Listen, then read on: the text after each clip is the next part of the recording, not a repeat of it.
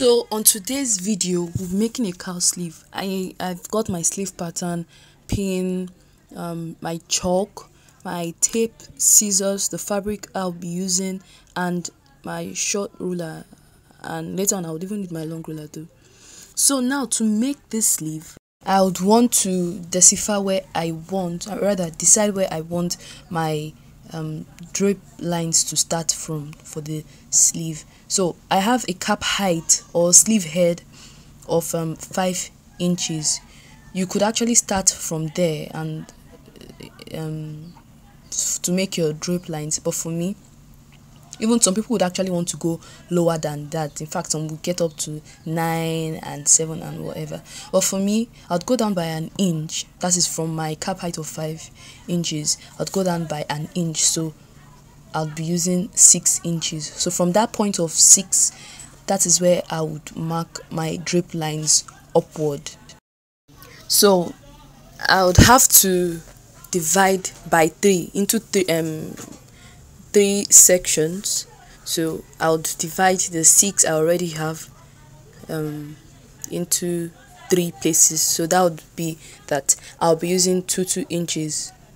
I mean, rather, I would mark 2 inches so that it will help me divide equally into 3 places. So to get where I want my drape lines to meet by the side, that is on the arm curve, I'll simply mark the same 2 that the 2 inches I already used. I'll just take out that same 2 and mark by the side. That is the same 2 I used on the midline. I'll mark it by the side to help me connect the drape lines. Yeah, so I'll do same for this side too. Now that I am done marking the lines where I want marking the dots or whatever where I want my drape lines to meet, I'll then take my curve tool and begin to connect these marks I've made. Note that you could actually use a ruler. Most people do use ruler or whatever, but it's my choice to actually use the French curve. So if you don't have the French the pattern master or whatever, and you have a ruler or any straight tool, you can surely use it. So I'll use this to connect make my drape lines on both sides. So now I'm done making my drape lines, and this is how it came out. This is how it looks. So I further went on to label the drape lines. So I began to cut open from the midline, and notice that at the end I didn't cut through, like I didn't separate everything entirely. I made sure that the hem still remained closed. The time for us to put on the fabric. So I've got my fabric. This is fabric. This is a satin, a bridal satin fabric. Sorry, it's rumpled as there's no power supply for now. Yeah, so that's why it's looking rumpled, obviously. So I've got it, and what I want to do is to measure the width of what I have, and then I would mark the midline all through and make a line. This line is going to serve as a guideline for me to place my pattern on. So I connected the dots I've made with a ruler to give me a straight line, and on this straight line I'll place my pattern paper. So I made sure that the midline of this sleeve touches the line that is the line on the fabric. When I'm sure that the midpoint of the sleeve is touching that the midline on the fabric, I would pin it, that is to hold it in place. While doing yours, you want to make sure that you leave some fabric beneath, because you're going to be moving it this way. You understand? You're going to be like for me, I'll be marking 1 inch here on this point, that is from that midline to this other point, and opening it would mean that I'll be needing allowance that is down, that is beneath the hem. So if you'll be using more than an inch, you definitely need more fabric beneath, so you should note that. So now let's properly get into making this cowl sleeve. So now I opened, I shifted open and I marked an inch, and or rather I measured an inch, and on that inch, that is where I'm going to hold the base of this cowl sleeve in place. So I'll mark around, rather I'll pin around, that is to hold the fabric together with the paper.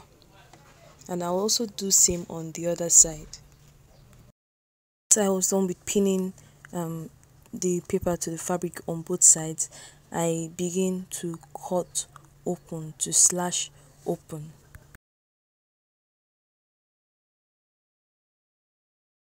Notice that while I didn't cut through, that is, I didn't cut out completely, like separate both of them completely. Instead, I left I that is, I didn't cut through, that is, I didn't cut out completely. So the next thing I'm going to do now is to mark 1.5 inches as my distance between the slash paper and the ones about to be slashed. So my distance will be 1.5 inches. I'll make sure that I use 1.5 inches throughout the whole sections. So you could use 2 or 2.5, an inch or half an inch, that is your choice. So once I'm done, I'll pin in place as you see me do, and I'll do same on this other side. When that's done, I went ahead to cut open, to slash through and not to. And just like we formerly did, I would measure 1.5 inch as a distance, and then make sure that this measurement aligns with the upper section, which is section 2, and then holding it in place, and then I'll begin to hold in place with a pin. So I'll do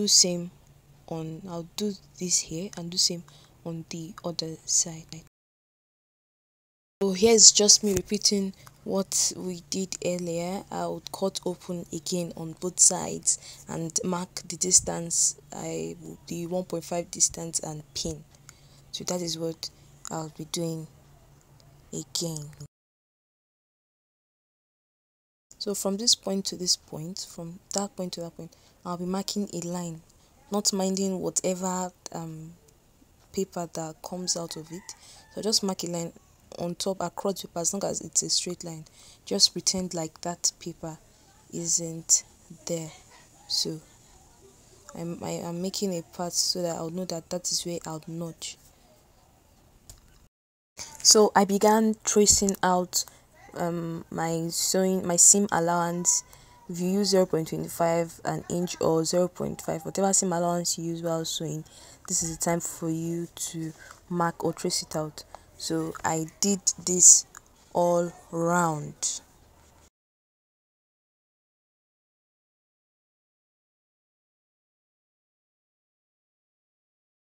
So now I'm going to extend it because I want to show you something, not like it will be useful to me. So because this is just something I'm using to show you guys how to do this, I won't actually be needing it. But if you're using it for an actual dress, then you should add this for what is called facing allowance. For facing allowance, don't worry, when we're done you understand what I'm saying. So that place is where I'll be notching. So this facing allowance will help you turn it in, because this place is going to open, it will show, it's going to show, that is this straight line.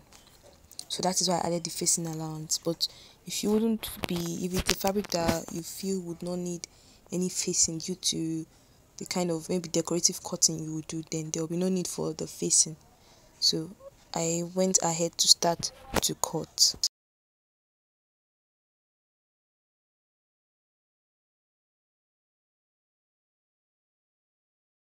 Sorry, I didn't know my camera stopped recording for some time, for some seconds, so I lost some clips, but I guess you still understand from here. So I made my notch and I already cut through, and I began to unpin, that is to remove the pins I placed earlier, as you see me doing. Then I got out my pattern to keep aside. So this is how it looks on an actual fabric. This is the pattern we came out with. You can actually do this on paper before cutting on your fabric, but I just decided to go straight. So all I need to do is just iron. Yeah, and this is how it looks. And now I went ahead to join the two front, that is the two right sides facing each other, and then I'll pin, and this part will serve as the midpoint of your sleeve, so you know when you want to attach. So you see we have our cowl effect formed there already, so all you have to do is just arrange it to give you maybe 2 steps or 3 steps or a single cowl, depends on how you want yours to be. So I'll try fixing it on my shoulder. I don't have someone to put it on, so I'll just try to see how I can fix it on my shoulder and show you how it looks.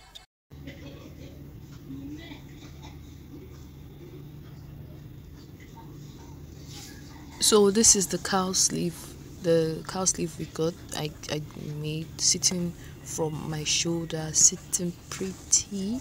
So if you like this video, please subscribe to my channel, as I'll make more helpful videos. And if you find it helpful, also comment about that. And if you have any questions, you can also ask. So this is how it looks.